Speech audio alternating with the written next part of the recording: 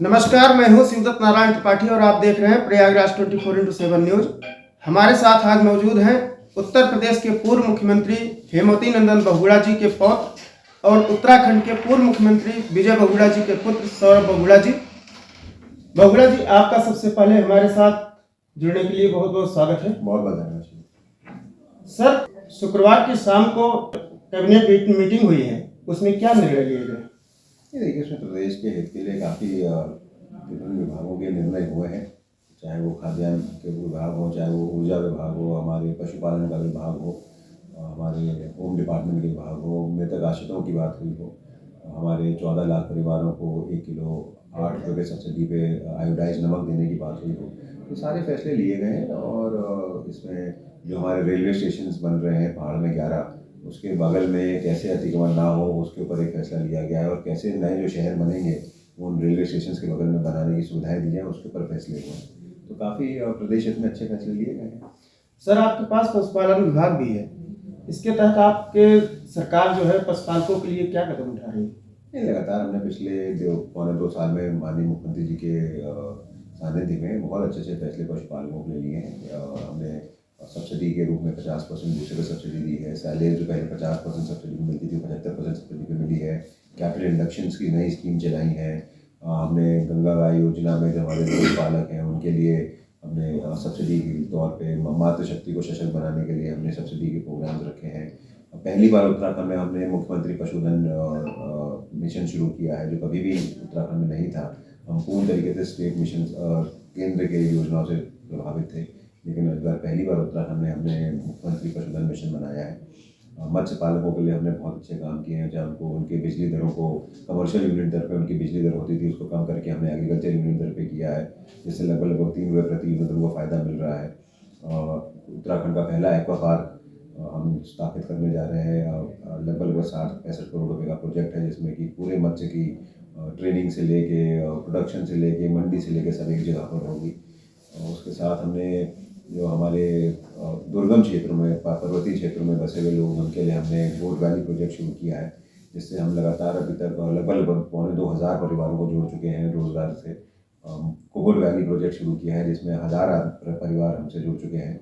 तो एक कोशिश है कि जितने भी हमारे पशुपालक हैं, एम्बुलेंस चलाई है हमने 1962 की, माननीय मोदी जी ने केंद्र में पशुओं के लिए एम्बुलेंस की शुरुआत करी।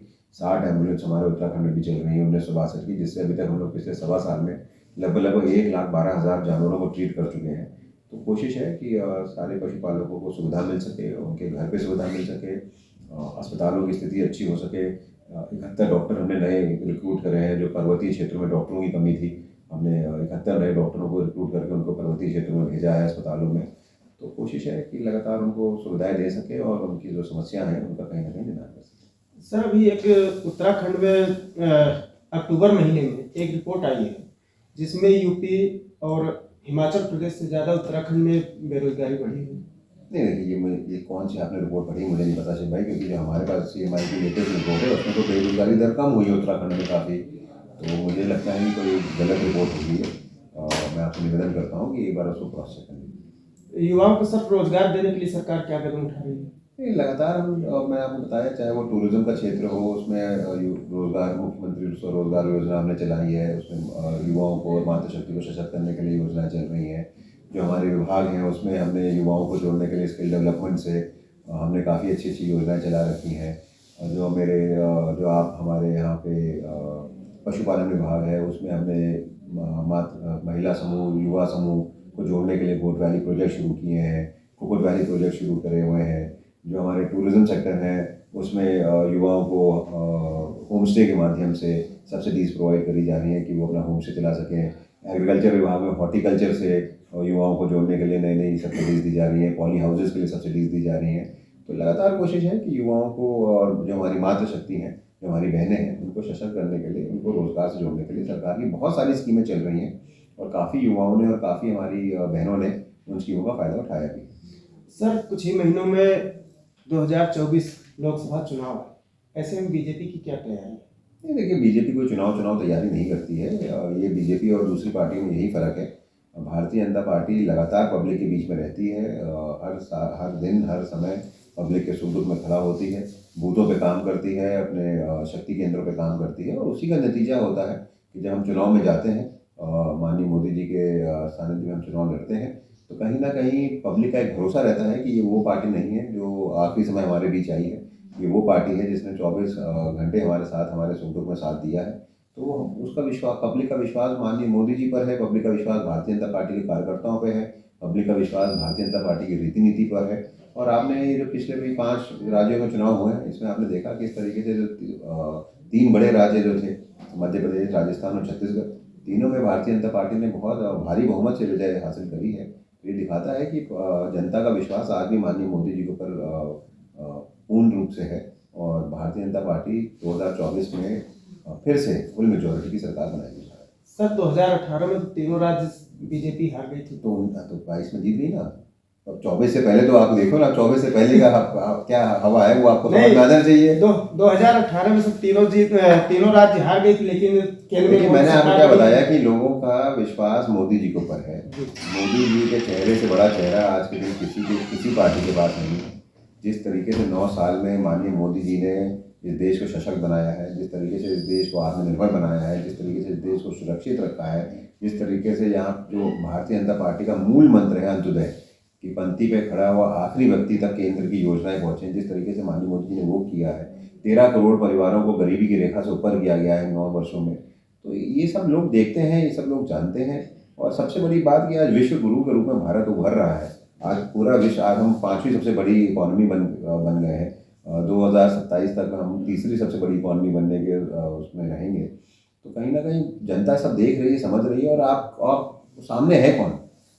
इंडिया ब्लॉक, इंडिया जो खुद ही बिखरा हुआ है। ये तो इंडिया के नाम ही इन्होंने अपना पूरा कलंकित कर दिया। इंडिया तो एक साझा देश है जो सब स्टेटों से मिल के, सब स्टेटों के योगदान से चलता है बन के। यहाँ पे तो कोई भी स्टेट एक दिख नहीं रही। ममता जी नीतीश जी के साथ नहीं है, नीतीश जी लालू जी के साथ नहीं है, लालू जी स्टैलिन के साथ नहीं है, तो मायावती अखिलेश के साथ नहीं है। तो किस तरीके का ब्लॉक है? ये सारे अपनी महत्वाकांक्षी हैं कि हमको प्रधानमंत्री बनना है, और किसी भी तरीके से ना रीति एक, ना नीति एक, ना पार्टी एक, ना सोच एक, उसके किस तरीके से आप काम करेंगे? तो देश की जनता सब जानती है, बहुत अक्लमंद जनता है। और आप मुझसे लिख के लीजिए, 24 के चुनाव में फिर से पूर्ण बहुमत से माननीय मोदी जी सरकार बनाएंगे। सर सीएम धामी के बारे में क्या कहना चाहेंगे? नहीं, देखिए, युवा व्यक्ति हैं, काम करने का जोश है, अच्छी योजनाओं को धरातलों पर उतार रहे हैं। लगातार केंद्र के साथ समन्वय बना के प्रदेश में योजनाओं को धरातल पर उतारा जा रहा है। सारे मंत्रियों के साथ, सारे एमएलओ के साथ एक अच्छा उनका समन्वय है। और सिलक्यारा टनल में देखिए किस तरीके से हमारे सबसे बड़ा इंडिया का रेस्क्यू ऑपरेशन अगर कहीं चला तो सिलक्यारा टनल में चला, जहाँ हमारे श्रमिक भाई उसमें फंस गए थे और 17 दिन तक फंसे रहे, लेकिन एक भी व्यक्ति की मृत्यु नहीं हुई, एक भी व्यक्ति को हानि नहीं हुई। तो ये बहुत अच्छे कोऑर्डिनेशन के साथ माननीय मुख्यमंत्री जी लगातार वहाँ पर उन्होंने ऑब्जर्व किया, लगातार वहाँ पर गए, श्रमिकों का मनोबल बढ़ाया। हमारे मातृशक्ति जो है उत्तराखंड में, उसका आशीर्वाद भी मिल रहा है, युवाओं के साथ मिल रहा है, युवा मुख्यमंत्री हैं। मुझे पूर्ण उम्मीद है कि उनके नेतृत्व में उत्तराखंड, जो माननीय मोदी जी का सपना है कि आने वाला दशक उत्तराखंड का होगा, उसको पूर्ण किया जाएगा। सर एक सूचनाएं आ रही हैं कि जो आपके यहाँ 5 लोकसभा क्षेत्र है और 5 जगह पर बीजेपी काबिज है। ये सूचनाएं आ रही हैं कि जो वर्तमान सांसद हैं उनके टिकट को काट करके युवाओं को तरजीह दी जाएगी। ये सूचनाओं पर तो मैं विश्वास नहीं करता हूँ, लेकिन मेरा कहना ये है कि ये जो विशेष अधिकार है, ये हमारे केंद्रीय नेतृत्व का है। ये विशेष अधिकार हमारे माननीय मुख्यमंत्री जी का कि कौन चुनाव लड़ेगा नहीं लड़ेगा, तो इस पर मैं बहुत ज़्यादा टिप्पणी नहीं करूँगा। जिसको केंद्रीय नेतृत्व ठीक समझेगा, जिसको केंद्रीय नेतृत्व टिकट देगा, भारतीय जनता पार्टी का हर कार्यकर्ता उसके पीछे पूर्ण रूप से लग के उसको चुनाव जिताएगा। सर प्रदेश की जनता को अपना संदेश है। मैं प्रदेश की जनता का बहुत बहुत धन्यवाद करता हूं कि आपके आशीर्वाद से, आपके सहयोग और आपके विश्वास से 2/3 बहुमत के साथ फिर से भारतीय जनता पार्टी की सरकार बनी थी। और जिस विजन डॉक्यूमेंट की हमने आपसे चर्चा करी थी, जिस विजन डॉक्यूमेंट को लेकर हम आपके बीच में आए थे, लगातार ये सरकार उस विजन डॉक्यूमेंट को धरातल पर उतारने में लगी हुई है। मैं आपसे यही निवेदन करता हूँ, आप प्रयागराज 24/7 चैनल के माध्यम से, कि आप लोग अपना विश्वास, आप लोग अपना आशीर्वाद भारतीय जनता पार्टी पे, पुष्कर सिंह धामी जी को बना के रखिए। ये आने वाला दशक उत्तराखंड का दशक है, और दशक तभी बन पाएगा जब उत्तराखंड के 1 करोड़ 25 लाख लोग अपना योगदान देंगे, और इस प्रदेश को आगे बढ़ाने में सब साथ दें।